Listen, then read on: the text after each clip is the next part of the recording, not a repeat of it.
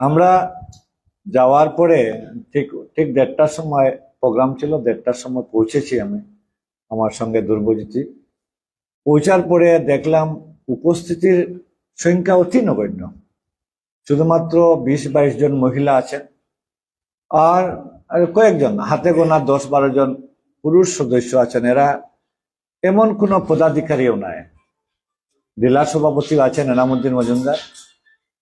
তখন আমি বলছিলাম যে আজকে কারা নিয়ে আমরা রিভিউ মিটিং করব, যে এখানে 2 জন ক্যান্ডিডেট অনুপস্থিত, একজন জয়ী হয়েছেন, একজন পরাজিত হয়েছেন। কেন পরাজিত হলেন ওনার কাছ থেকে জানার প্রয়োজন আছে। আর দলের যারা পদাধিকারী এরাও অনুপস্থিত।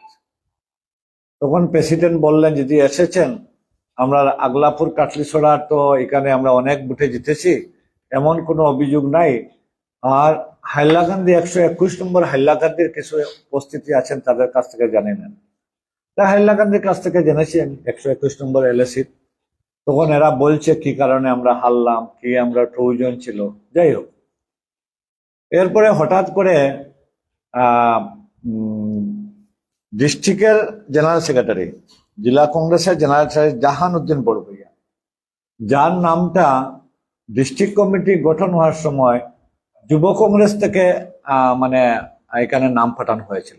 যুব কংগ্রেস থেকে এর নাম পাঠানো হয়েছিল যে একে জেলার সাধারণ সম্পাদক করার জন্য।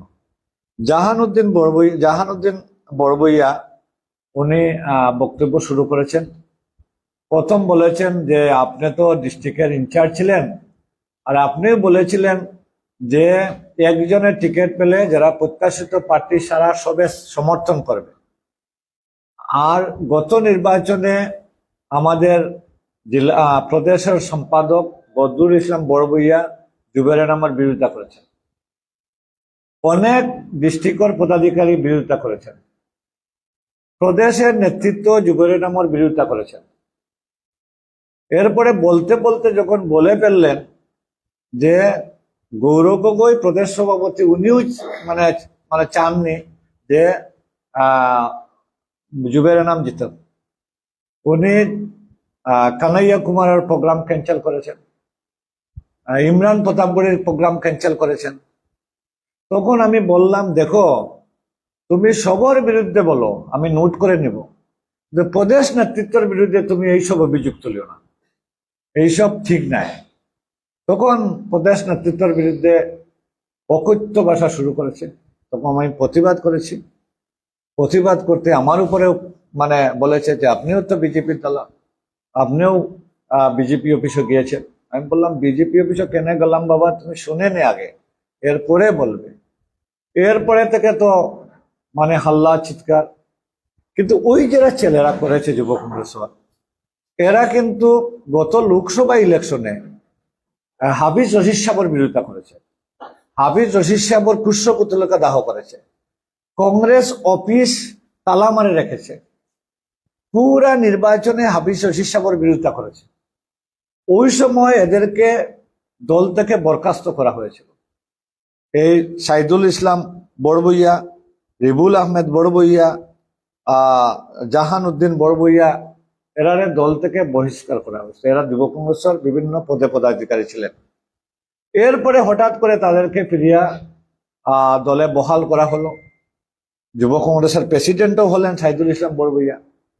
আজকে যারা দীর্ঘদিন থেকে দলের বিরুদ্ধে কাজ করতেছে, বেশ কয়েকবার এরার বিরুদ্ধে প্রদেশ নেতৃত্বকে জানানো হয়েছে, এআইসিসি কে জানানো হয়েছে, এমনকি গত লোকসভার প্রার্থী হাফিজ রশিদ সাহেবও উনি লিখিতভাবে জানিয়েছিলেন, আমি ইনচার্জ হিসাবে আমিও দিয়েছিলাম। এরপরেও এর বিরুদ্ধে যদি অনুশাসনমূলক ব্যবস্থা তখন নেওয়া হতো, যে আজকের এই পরিবেশ হতো না। আজকে কংগ্রেস অফিসে রাজীব ভবনকে একটা বিজেপির একটা শাখা অফিস করেছে ওরা।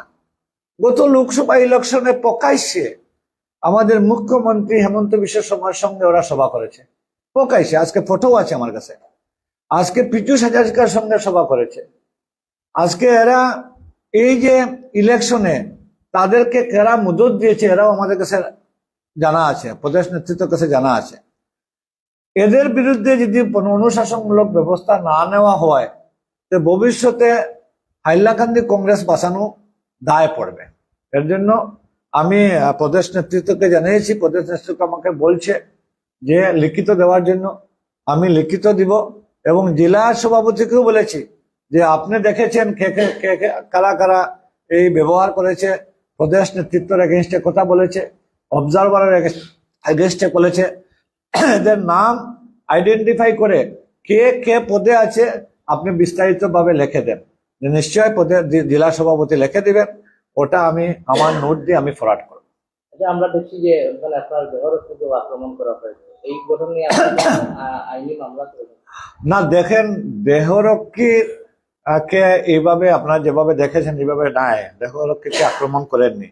এখানে কিছু কংগ্রেসি নেতা যারা আদর্শ কংগ্রেসি, এই যুব কংগ্রেসের এই যে যেটা মানে করেছে ওটার প্রতিবাদ করেছে, এদের সঙ্গে মারমুখী হয়েছে। তখন আমার সিকিউরিটিরা দেখছে যে এখানে তো একটা হলের ভিতরে, যাতে এরা আমার কাছে না আসে, আমি এক জায়গাতে খাড়া হয়ে আছি, যারা আমার কাছে না আসে, এর জন্য তারা এদেরকে রেস্ট্রেন করেছে। যুব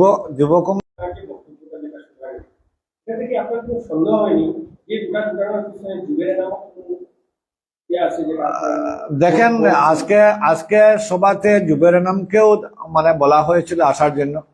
জুবেরের নাম, আজকের ডেটটা জুবেরের নাম দিয়েছেন, আর সে প্রার্থিত্ব দিয়ে কিছুই হয়নি। যিনি জয়ী হয়েছেন কংগ্রেসের টিকিটে, উনি অসন্তুষ্ট, যারা টিকিট পাননি এরা অসন্তুষ্ট নয়।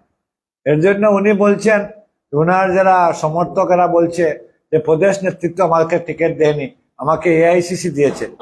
হ্যাঁ, ওটা হয়তো ওনার কথা নাও হতে পারে।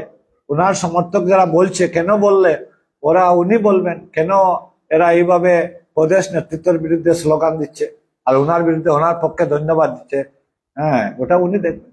আজকের এই ঘটনা সম্পূর্ণ পরিকল্পিত হবে, এটা সম্পূর্ণ পরিকল্পিত, আগের সাজেস্ট এখানে পুরা পরিকল্পিত ভাবে হয়েছে।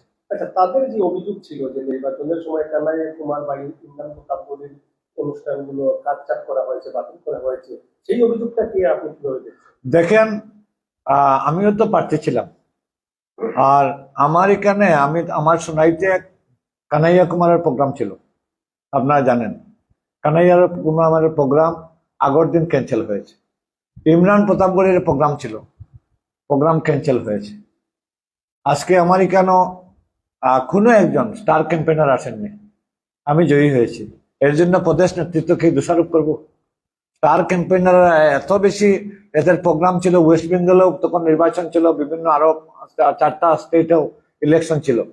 আজকে আগলাপুর কাটলিসরা তো আপনার স্টার ক্যাম্পেনার গিয়েছেন, আপনার সচিন পাইলট গিয়েছেন, স্টার ক্যাম্পেনার গিয়েছেন। ভোটাররা এবার মনস্থ করেছে কংগ্রেস প্রার্থীকে ভোট দিবে। এখানে স্টার ক্যাম্পেনার দোষ নাই। আজকে এখানে ওই ক্যান্ডিডেট না হয়ে যদি অন্য ক্যান্ডিডেট খাড়া হতেন, হয়তো এর চেয়ে বেশি ভোট।